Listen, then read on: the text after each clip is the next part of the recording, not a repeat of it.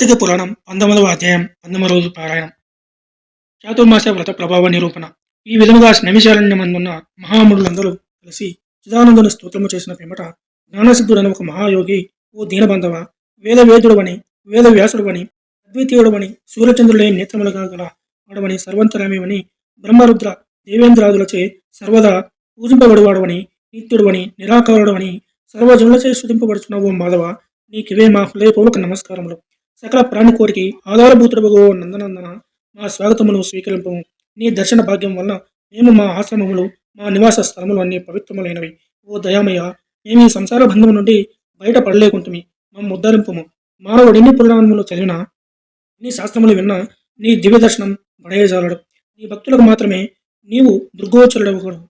ఓ గజేంద్రాక్షక, ఉపేంద్ర, శ్రీధర, హృషికేశ, నిన్ను కాపాడమని మైమాల్చి స్తోత్రము చేయగా శ్రీహరి చిరునవ్వు నవ్వి, జ్ఞానసిద్ధ, నీ స్తోత్ర వచనమునకు నేను అంతయు సంతసించి నీకిష్టమొచ్చిన వరమును కోరుకొనమని అడిగను. అంత జ్ఞానసిద్ధుడు, ప్రద్యుమ్న, నేను ఈ సంసార సాగరము నుండి విముక్తుడను కాలేక శ్లేష్ణమున పడిన ఈగ వలె కొట్టుకొనుచున్నాను. కనుక నీ పాదపద్మముల పైన ధ్యానమండునట్ల అనుగ్రహింపమని మరేది నాకు అక్కర్లేదని వేడుకొనాను. అంత శ్రీమన్నారాయణుడు, ఓ జ్ఞానసిద్ధుడా, నీ కోరిక ప్రకారమట్లనే వరమిచ్చితే అదేనుగాక మరొక వరము కూడా కోరుకొనము ఇచ్చేదను. ఈ లోకమునందు అనేక మంది దురాచారులై, బుద్ధిహీనులై అనేక పాపకారములు చేయుచున్నారు. అట్టి వార్ల పాపమును పోగొటకై ఒక వ్రతమును కల్పించుచున్నాను. ఆ వ్రతమును సర్వజనులు ఆచరించవచ్చును.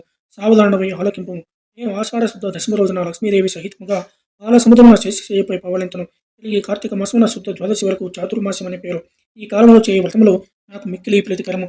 ఈ వ్రతము చేయ వారులకు సకల పాపములు నశించి ఆ సన్నిధికి వస్తురు. ఈ చాతుర్మాస్యములందు వ్రతములు చేయని వారు నరకకు పోనబడుదురు. ఇతరుల చేత కూడా ఆచరింప చేయవలెను. దీని మహత్వమును తెలిసి ఉండి వ్రతము చేయని వారికి బ్రహ్మహత్యాది పాపములు కలుగును. వ్రతము చేసిన వారికి జన్మ జరా వ్యాధుల వలన కలుగు బాధలుండవు. దీనికి నియమితముగా ఆషాఢ శుద్ధ దశమి మొదలగు శాఖములను, శ్రవణ శుద్ధ దశమి మొదలు పప్పు దినుసులను విసర్జించవలయం. నా ఎందు భక్తి గలవారని పరీక్షించుటకై నేనెట్లు నిద్రావ్యాజమున చేయనింతును. ఇప్పుడు నీవు సంగిన స్తోత్రమును త్రిసంధులయందు భక్తి శ్రద్ధలతో పఠించిన వారు నా సన్నిధికి నిశ్చయముగా వత్తురు అని శ్రీమన్నారాయణుడు మునులకు బోధించి శ్రీ మహాలక్ష్మితో కూడి పాలసముద్రకేగి శేషపానం మీద పవలించను.